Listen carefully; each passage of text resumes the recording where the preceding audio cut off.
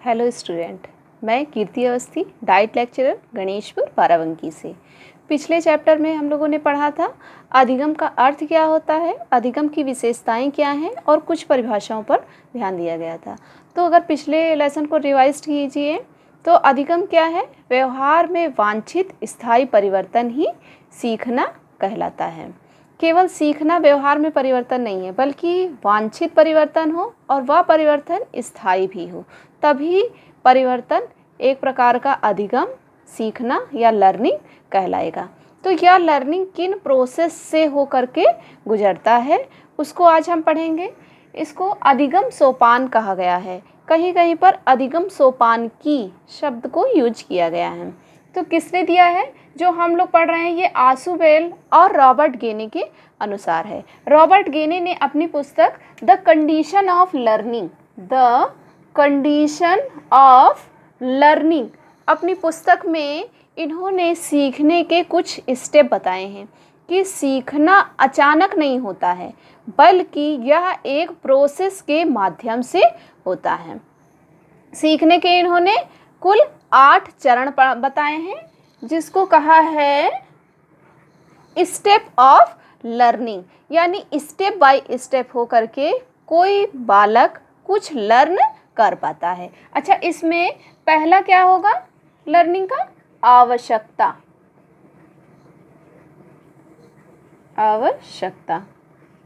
यानी सीखना कब प्रारंभ होगा? जब किसी चीज़ की हमें आवश्यकता होगी। बिना आवश्यकता के कुछ भी सीखना संभव नहीं होगा। लेकिन मान लीजिए कि ऑप्शन में आवश्यकता है ही नहीं। अगर जो है अधिगम सोपान की चर्चा हो और जो है ये पूछा जाए कि अधिगम सोपान का प्रारंभिक स्तर कौन सा है या कहाँ से प्रारंभ होता है, और ऑप्शन में आवश्यकता है ही नहीं, तब हम क्या करेंगे? देखिए, मनोविज्ञान में किसी एक शब्द को ही पर्टिकुलर हम आंसर नहीं मान सकते हैं।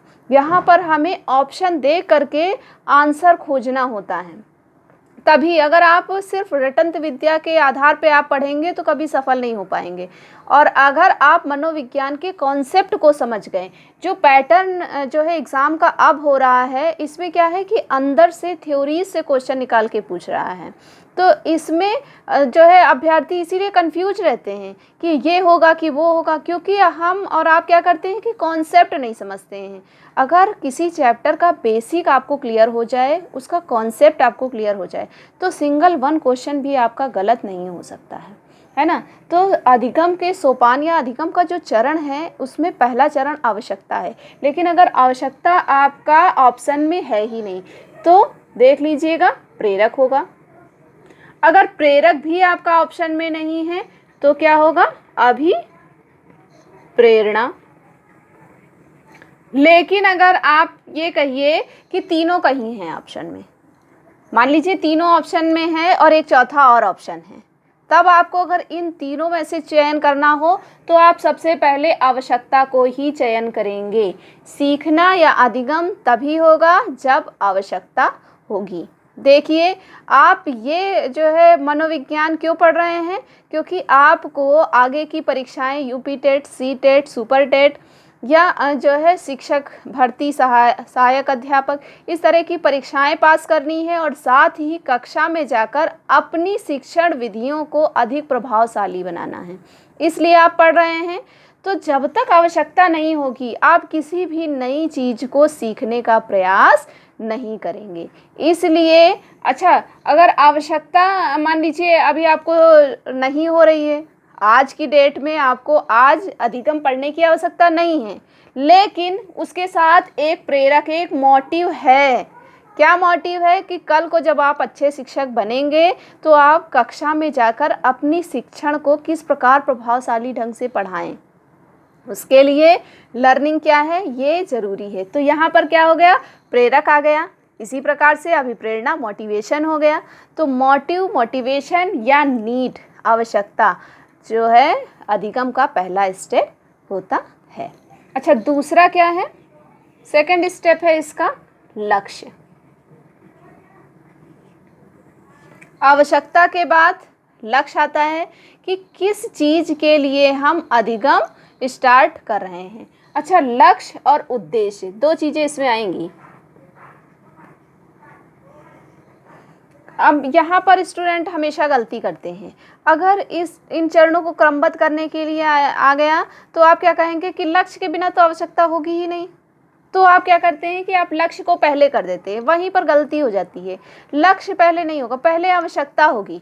आवश्यकता के बाद ही लक्ष्य निर्धारित होगा कि आप क्या करना चाहते हैं, है ना। तो इस लक्ष्य को और लक्ष्य और उद्देश्य को अगर समझा जाए तो लक्ष्य बड़ा होता है और जो है लक्ष्य को प्राप्त करने के लिए कई सारे छोटे छोटे उद्देश्यों को प्राप्त किया जाता है। जैसे कि आपको क्या आवश्यकता है, जीविकोपार्जन की आवश्यकता है।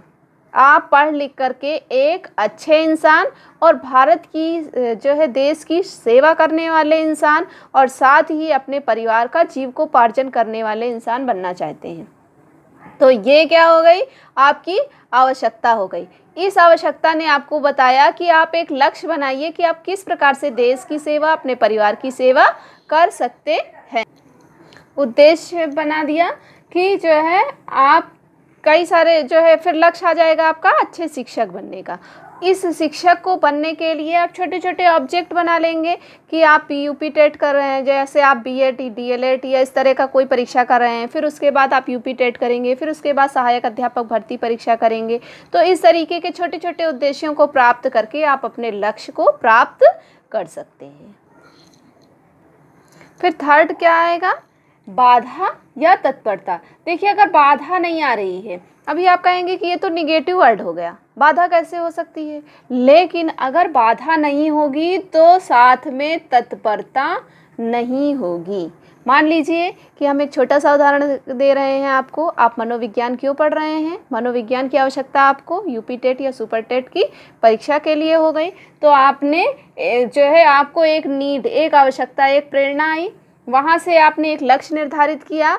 वो लक्ष्य क्या था कि आपको यूपी टेट या सुपर टेट में 125 से अधिक अंक लाने हैं। अब उसके लिए आप क्या करेंगे, कई सारे ऑब्जेक्ट बना लेंगे। अब उसके 5 पार्ट हैं, तो पांचों पार्ट में आप सोचेंगे कि 25-25 नंबर लाएंगे तो 125 हो जाएगा, है ना। फिर उसके लिए आपने क्या किया कि जो है अब 25 अंक पाने के लिए जो है दिक्कत महसूस हुई, बाधा आई।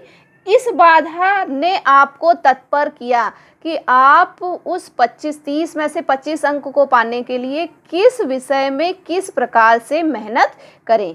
ये तत्परता ही आपको आपके जो है सीखने के लिए प्रेरित करती है। फिर उसके बाद क्या आएगा, लर्निंग सिचुएशन, अधिगम स्थिति। अधिगम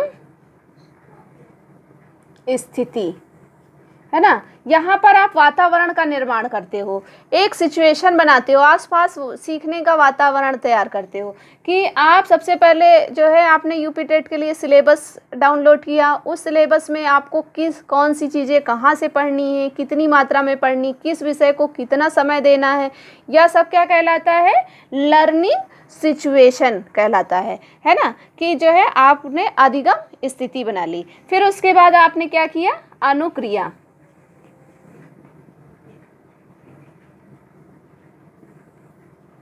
अनुक्रिया या क्रिया या एक्शन।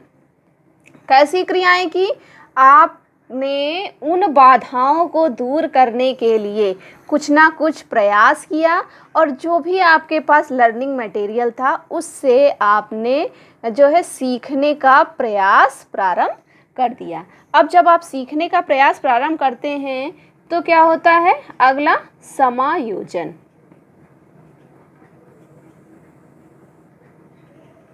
अब समायोजन कैसे होगा, आप तो कहेंगे समायोजन का मतलब ही है कि जो है व्यवहार में परिवर्तन हो गया। नहीं, समायोजन का मतलब आपने अपने समय को, खुद को, अपने मस्तिष्क को समायोजित किया। किसके लिए, अपनी आवश्यकता की पूर्ति के लिए। जैसे कि बाधा उत्पन्न हुई, आपने अधिगम सिचुएशन ढूंढी कि कहाँ से हमें कौन से पार्ट को कितनी मात्रा में किस प्रकार से तैयार करना है। फिर उनको तैयार करने के लिए आपने अनुक्रिया, एक्शन शुरू कर दिया और इस अनुक्रिया के लिए आपने एक टाइम टेबल बनाया, और उस टाइम टेबल के अकॉर्डिंग खुद को समायोजित कर दिया कि मुझे जैसे कि एक समय में व्यक्ति एक ही कार्य कर सकता है, या तो टीवी देख सकता है या तो पढ़ सकता है। अब आपने ये लक्ष्य बना लिया है कि नहीं, मुझे इसी बार के यूपी टेट सी टेट को क्वालिफाइंग करना है, या पहली बार के सुपर टेट एग्ज़ाम में मुझे इतने अंक लाने हैं कि मेरी एक सीट पक्की हो जाए। तो इसके लिए आप क्या करेंगे, खुद का समायोजन करेंगे, कई सारी ऐसी चीज़ें जो आपको पसंद है उनका त्याग करेंगे और पढ़ाई की ओर ज़्यादा समय लगाएंगे। ये क्या कहलाता है, समायोजन। अच्छा, समायोजन के बाद क्या आएगा, व्यवहार में परिवर्तन। व्यवहार में परिवर्तन, है ना। जैसे ही आप समायोजन की ओर बढ़े, देखेंगे आपके अंदर व्यवहार में धीरे धीरे परिवर्तन आने लगा। आपको बाल मनोविज्ञान जो बिल्कुल भी समझ नहीं आ रहा था, वो धीरे धीरे इंटरेस्टिंग और समझ आने लगा। जो क्वेश्चन बहुत ज़्यादा कन्फ्यूजन क्रिएट करते थे, आज वो दिमाग में एकदम स्पष्ट, एकदम क्लियर है कि नहीं, ये चीज़ तो यही होती है, क्योंकि हमारा कॉन्सेप्ट क्लियर है ना। तो ये क्या कहलाता है, व्यवहार में परिवर्तन। क्या यहीं पर अधिगम समाप्त हो जाएगा, बताइए? नहीं, व्यवहार में परिवर्तन ही सीखना नहीं है, बल्कि व्यवहार में स्थायी परिवर्तन सीखना है। तो 8वां स्टेप क्या कहलाएगा, स्थायी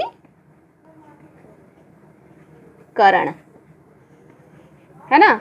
जहाँ पर आपने जो भी आपके व्यवहार में परिवर्तन हुआ है उसका स्थायीकरण व्यवहार में परिवर्तन सीखना या अधिगम कहलाता है। आशुबेल और गेने, इन लोगों ने 8 स्टेप बताए हैं। पहला बताया है आवश्यकता। अगर आवश्यकता ऑप्शन में नहीं होगा तो क्या मिलेगा, प्रेरक, मोटिव, कुछ भी ऑप्शन में मिल सकता है। यानी बिना आवश्यकता के सीखना संभव नहीं है। कोई ना कोई नीड होगी, मोटिव होगा, मोटिवेशन होगा, तभी सीखना प्रारंभ होगा। जैसे ही नीड होगी, उस नीड से संबंधित एक लक्ष्य सामने दिखाई देगा। इस लक्ष्य की पूर्ति में जब तक बाधा नहीं होगी, हम सीखने के लिए, कुछ करने के लिए तत्पर ही नहीं होंगे। मान लीजिए कि अगर आपको कोई ऐसी चीज़ है जिसकी जो है आपको ज़रूरत ही नहीं है, मान लीजिए आपकी मैथमेटिक्स बहुत अच्छी है, जब आपको कोई बाधा ही नहीं उत्पन्न हो रही है तो ये सारी चीज़ें जो है स्टेप आगे बढ़ेंगे ही नहीं, क्योंकि आप जो है वो चीज़ पहले ही लर्न कर चुके हो, वो चीज़ सीखना हो गया है। और जबकि व्यवहार में पहले से अन्य परिवर्तन या वांछित परिवर्तन सीखना है, तो इसके लिए एक बाधा आएगी। इस बाधा के आते ही आप तत्पर हो जाएंगे इस बाधा को दूर करने के लिए। आप ऑप्शन सोचने लगेंगे कि किस माध्यम से हम इस बाधा को दूर कर सकते हैं। फिर उसके बाद आप जो है लर्निंग सिचुएशन क्रिएट करेंगे।